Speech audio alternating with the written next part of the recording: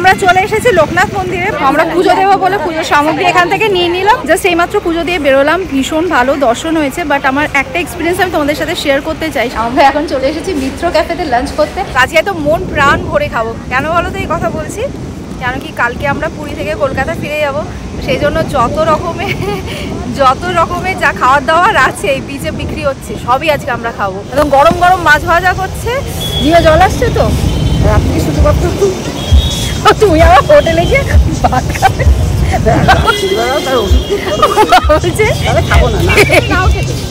লজ্জা পেও না, কেউ মাখন দিয়ে খাতো।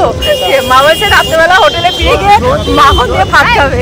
আজকের ব্লগে তোমরা খালি দেখে যাচ্ছ শাশুড়ি আর বৌমা সারা দিন ননস্টপ খেয়েই আছে।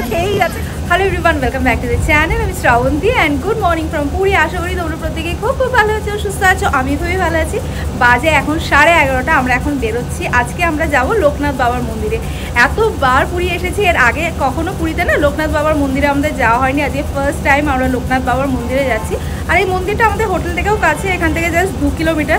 তো এখন একটা অটো বুক করব, অটো বুক করে মন্দিরে যাব। তো মন্দিরে যতক্ষণ লাগবে তারপরে আবার ওই অটো করেই আমরা ব্যাক করব। আর তার পাশাপাশি আজকে আমাদের বাইরে লাঞ্চ করারও প্ল্যান আছে। তো কোথায় লাঞ্চ করবো সেটাও তোমরা দেখতে পাবে। তো চলো আজকে আমরা লোকনাথ বাবার মন্দিরে দর্শন করে আসি। কত কি অটো ফেয়ার নিল সেটাও তোমাদেরকে বলে দিই। আমরা অটো বুক করে যাচ্ছি, ওখানে গিয়ে 50 টাকা পার্কিং দিতে হবে। তো সেই জন্য আমাদের 400 টাকায় আমরা বুক করলাম আর কি। উনি রাখবেন 350 টাকা আর 50 টাকা পার্কিং। তো আমরা চলে এসেছি লোকনাথ মন্দিরে। বাট লোকনাথ মন্দিরের ভেতরে ভিডিও করতে দেবে না, সেই জন্য আমি তোমাদের ভেতরটা দেখাতে পারবো না। বাইরে থেকে যতটুকু দেখানো পসিবল সেগুলো আমি তোমাদের দেখিয়ে দেবো। বাট আগে পুজোটা দিয়ে আসি, আগে দর্শন করে আসি।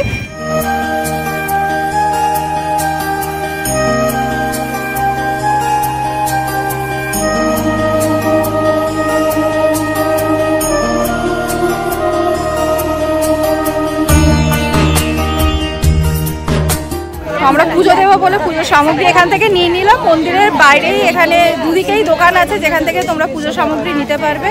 তো লোকনাথ মন্দিরের ভেতরে লোকনাথ বাবা আর শিব ঠাকুর আছে। আচ্ছা, এই লোকনাথ বাবা যে মন্দিরে আমরা এসেছি, এখানে লোকনাথ বাবাও আছে আর শিবলিঙ্গও আছে।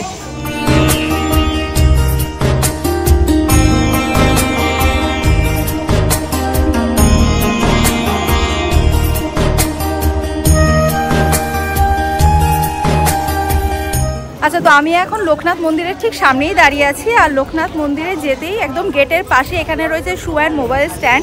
তোমাদের একটা কথা বলে দিই, মোবাইল অতি অবশ্যই এখানে জমা দিয়ে ভেতরে ঢুকো। কেন কি ভেতরে যদি মোবাইল ক্যারি করো তাহলে কিন্তু 1000 ফাইন পড়বে। সেই জন্য যখন লোকনাথ মন্দিরে আসবে, এই যে মোবাইলের শু স্ট্যান্ডটা দেখছো যার সামনে আমি দাঁড়িয়ে রয়েছি, এখানে জুতো আর মোবাইল জমা দিয়ে তারপরে যেও।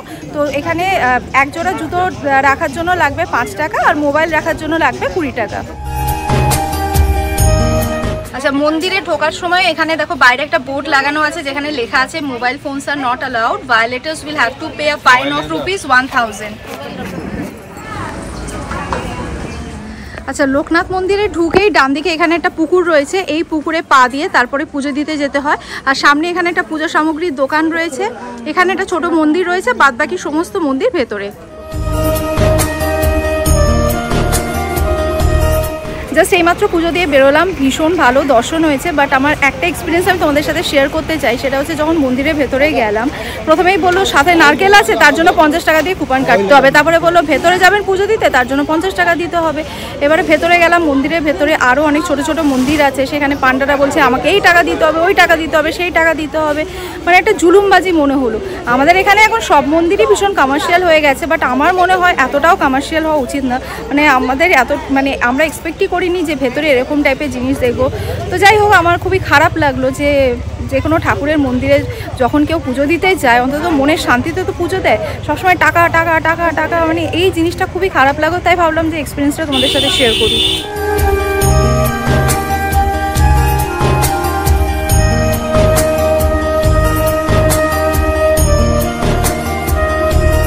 আমরা যে পুজোটা দিয়েছিলাম ওখান থেকে কলাটা দিয়েছিল আমাদের প্রসাদ হিসেবে। তো আমরা ওকে খাইয়ে দিয়েছি। খাও খাও খাও, এটা পড়ে যাচ্ছে।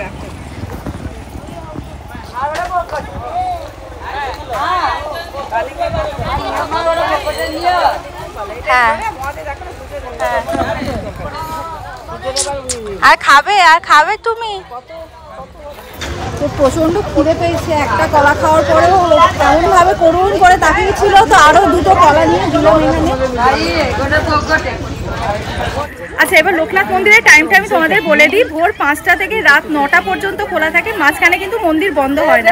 যারা যারা জানো না এই ইনফরমেশনটা তাদের জন্য শেয়ার করলাম। যাই হোক, চলো এবার ফিরে যাই, 2টো বেজে গেছে, লাঞ্চের টাইমও হয়ে গেছে, আমাদের অটোটাও দাঁড়িয়ে আছে, টাইম হয়ে গেছে, চলো এবার ফিরে যাই।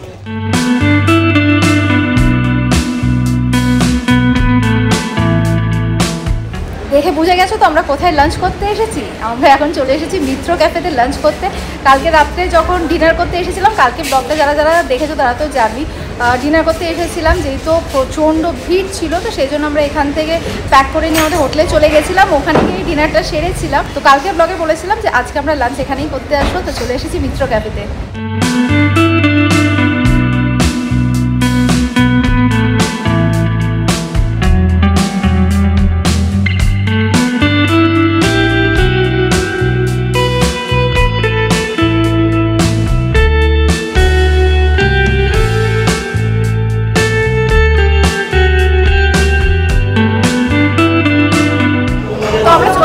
মিত্র ক্যাফেতে এখানে এসে আমরা আমাদের লাঞ্চের অর্ডারও প্লেস করে দিয়েছি। আমরা ভেবেছিলাম থালি নেব, বাট থালি শেষ, তো সেই জন্য আলাকাটি অর্ডার করলাম। তো কী কী অর্ডার করেছি খাবারটা আসুক, তারপর তোমাদের সাথে শেয়ার করছি।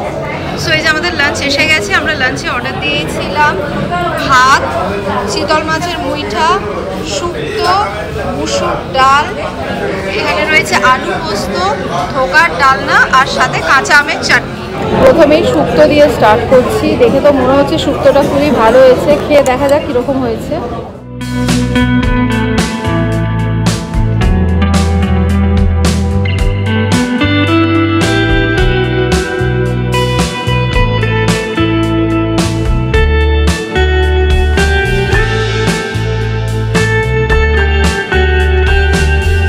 তো আমাদের লাঞ্চ ডান, কীরকম লাগলো না লাগলো ফিডব্যাকটা আমি হোটেলে গিয়ে তোমাদের সাথে শেয়ার করছি। তো আমরা জাস্ট এইমাত্র হোটেলে এলাম, এবার ফিডব্যাকটা তোমাদের সাথে শেয়ার করি। মিত্র ক্যাফেতে যে এক্সপেকটেশনটা নিয়ে আমরা গেছিলাম, ওখানে গিয়ে খাবার আমাদের একদমই ভালো লাগেনি। যে খাবার দুটো ভালো লাগলো সেটা হচ্ছে এক চিতল মাছের মুইঠা, আর এক হচ্ছে কাঁচা আমের চাটনি। এর থেকে আমরা যেদিকে 16 আনা বাঙালিতে খেয়েছিলাম, ওই দিনে খাবারগুলো মানে হাজার হাজার হাজার গুণ বেটার ছিল, খুব টেস্টি ছিল 16 আনা বাঙালির খাবার। বাট মিত্র ক্যাফেতে গিয়ে মানে অতটাও ভালো লাগলো না খাবারগুলো। আর এত কিউ ভীষণ নাম হয়ে গেছে, তো সেই জন্যই আর কি লোকজন এত লাইন দিয়ে দিয়ে খাচ্ছে। কিন্তু যে একবার খাবে আমার মনে হয় না সেকেন্ড টাইম যাবে। হ্যাঁ, ওদের ফিশ ফ্রাই বলো বা ফিশ ফিঙ্গার এগুলো খুবই ভালো, বা মাটন কষা এগুলো ভালো। বাট বাঙালিদের যে খাবারের আইটেমগুলো যেমন ভাত, ডাল, পোস্ত, শুক্তো, এই খাবারগুলো কিন্তু ওরা একদমই সেরকম ভালো রান্না করতে পারে না। এটা মানে অ্যাটলিস্ট আমি আমার এক্সপিরিয়েন্সটা তোমাদের সাথে শেয়ার করছি। হতে পারে তোমাদের মধ্যে অনেকেই আছো যাদের ভালো লাগে, বাট আমার কিন্তু খুব একটা ভালো লাগলো না।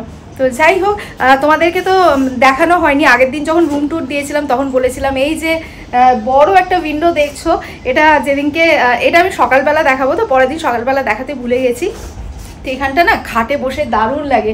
খাটে বসে যখন এদিকটা তাকাই মানে ভীষণ ভালো লাগে। সমুদ্রটা তো মনে হয় একদম এখানে পুরো আই লেভেলের সমুদ্রটা। তো যাই হোক, ভিউটা তো এই রুমটা থেকে ভীষণ সুন্দর। এবার আমরা রেস্ট নেব, রেস্ট নিয়ে যখন সন্ধ্যেবেলা বেরোবো তখন আবার তোমাদের সাথে কথা হচ্ছে। বাজে এখন সন্ধ্যে 6:30, আমরা আবার চলে এসেছি সি বিচে, আমাদের হোটেলের সামনেই আর কি। তো এখানে এখন বেশ কিছুক্ষণ বসবো, সুন্দর একটা হাওয়া দিচ্ছে, সাথে ঝালমুড়ি, চা, ম্যাগি, মিষ্টি, সিঙ্গারা এগুলো তো আছেই। তারপরে বেশ অনেকক্ষণ বসবো টসবো। তবে ইচ্ছা আছে 8টা নাগাদ দেখুন স্বর্গদ্বারে যে জগন্নাথ মন্দিরটা আছে ওখানে যাবো, গিয়ে প্রভুকে দর্শন করে আসবো।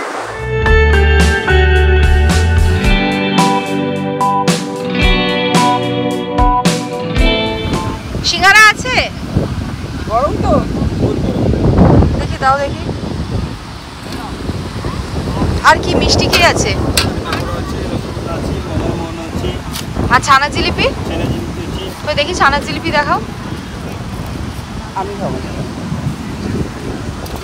এটা ছানা জিলিপি। এই কটা আছে? আচ্ছা, আর কি মিষ্টি আছে?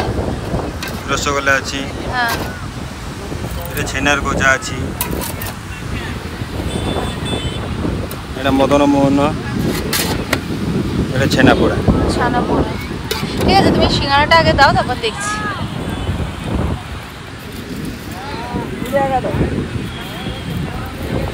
গরম দেবে একদম। দাও কেন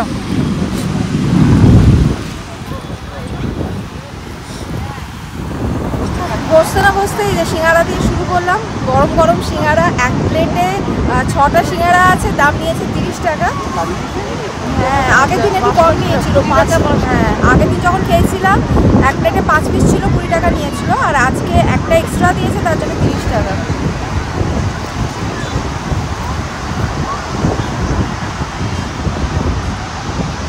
আর খেতে খুব সুন্দর। ছানার জিলিপি দাও একটা।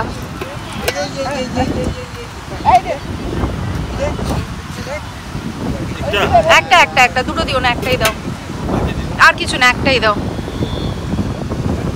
সিঙ্গারাটা বেশ ভালো করেছে, ওই জন্য মা এক প্লেট সিঙ্গারা নিল আর আমি নিলাম ছানার জিলিপি। এখানেই না আমি কি আবার গোবিন্দর দোকানে চা আর ম্যাগিরও অর্ডার দিয়ে এসেছি। তো আজকে তো মন প্রাণ ভরে খাবো। কেন বলো তো এই কথা বলছি? কেন কি কালকে আমরা পুরী থেকে কলকাতা ফিরে যাব, সেই জন্য যত রকমের যা খাওয়ার দাওয়ার আছে এই বিচে বিক্রি হচ্ছে, সবই আজকে আমরা খাবো।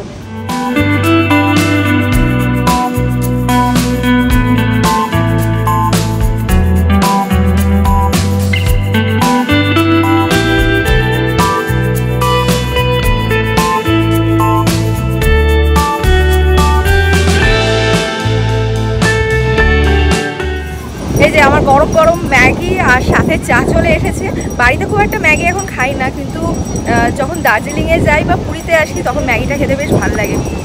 একদম ভালো করে লঙ্কা দিয়ে ঝাল ঝাল করে বানিয়ে দিয়েছে। যে আদা চা চলে এসছে।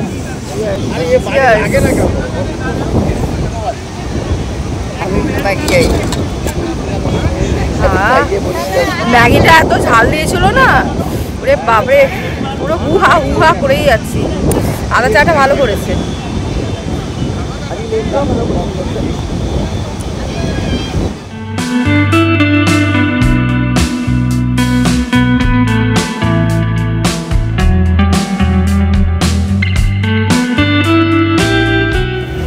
চলে এসেছি আমরা স্বর্গদ্বারে, জগন্নাথ মন্দিরে যাচ্ছি, দর্শন করে নাও। এবারে পুরীর ট্রিপে আজকের মতনই লাস্ট যাচ্ছি জগন্নাথ মন্দিরে প্রভুকে দর্শন করতে। তোমরা বাড়িতে বসে দর্শন করে নাও।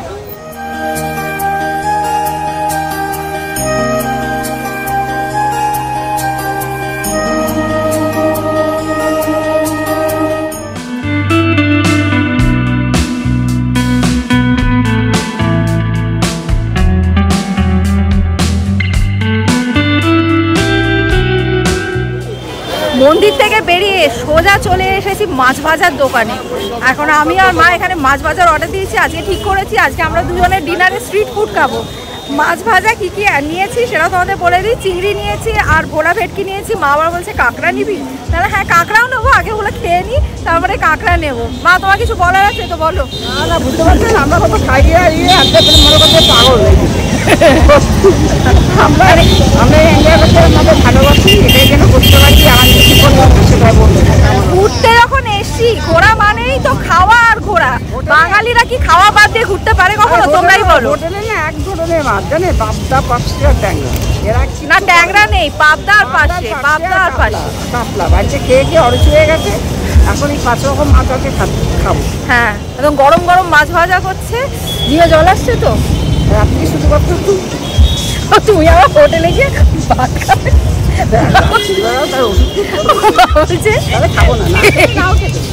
লজ্জা পেও না কেউ। মাখন দিয়ে ভাত তো মা বলছে রাত্রেবেলা হোটেলে ফিরে গিয়ে মাখন দিয়ে ভাত খাবে।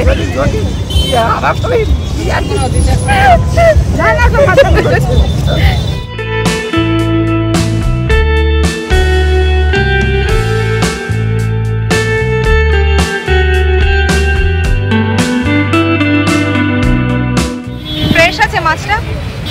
কিরকম বানিয়েছে? ভালো? নুন টুন সব পারফেক্ট? আর এখানে যে চাটনিটা দিয়েছে এটা ধনে পাতা পুদিনা পাতার চাটনি, আর এখানে এক প্লেটে 8টা চিংড়ি মাছ আছে।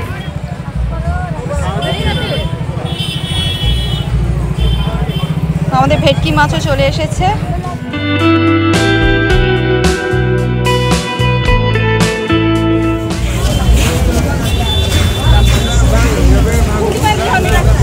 মাছটা কিন্তু সত্যি ফ্রেশ। এখানে অনেক মাছ ভাজার দোকান আছে, কিন্তু একটুখানি দেখে শুনে মাছ ভাজার দোকান থেকে মাছ ভাজা খেয়েও, কেন কি সবাই কিন্তু ফ্রেশ মাছ বিক্রি করে না, সেগুলো খেলেই শরীর খারাপ হয়। কিন্তু আমরা যে দোকানে এসেছি, দোকানে মাছটা সত্যি খুবই ফ্রেশ, নুন টুন একদম পারফেক্ট, আর যে চাটনিটা দিয়েছে সেই চাটনিটাও বেশ ভালো খেতে। আজকের ব্লগে তোমরা খালি দেখে যাচ্ছ শাশুড়ি আর বৌমা সারা দিন ননস্টপ খেয়েই আছে। না সত্যি আজকে আমরা সারাদিন যেভাবে খাচ্ছি, বাট ঠিক আছে, বাঙালি পুরী ঘুরতে এসেছে, খাওয়া দাওয়ার পাশাপাশি তো ঘোরাঘুরি আছে, খাওয়া দাওয়াটা ইজ ভেরি ইম্পর্টেন্ট। না আমরা কিন্তু বেশ এনজয় করছি। এই যে আমার চিংড়িটাও এসে গেছে।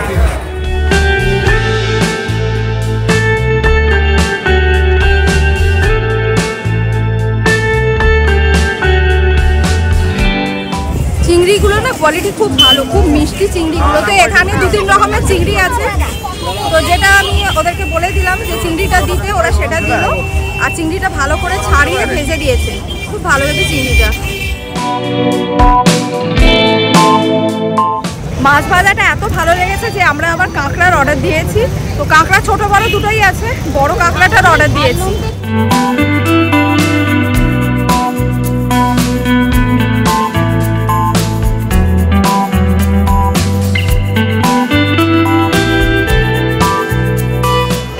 কাঁকড়াটাও মিষ্টি আছে।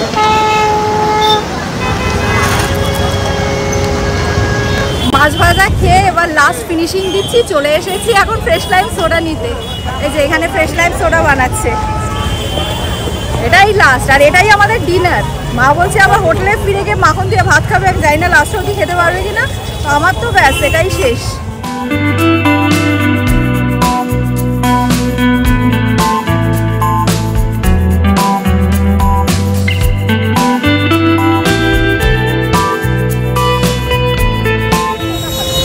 জল তেষ্টা পেয়েছিল, পুরো এক টানে শেষ করে দিয়েছি।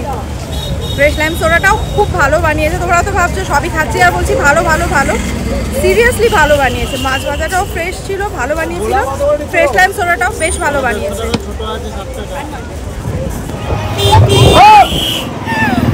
আমরা পুরো গলা অবধি খেয়ে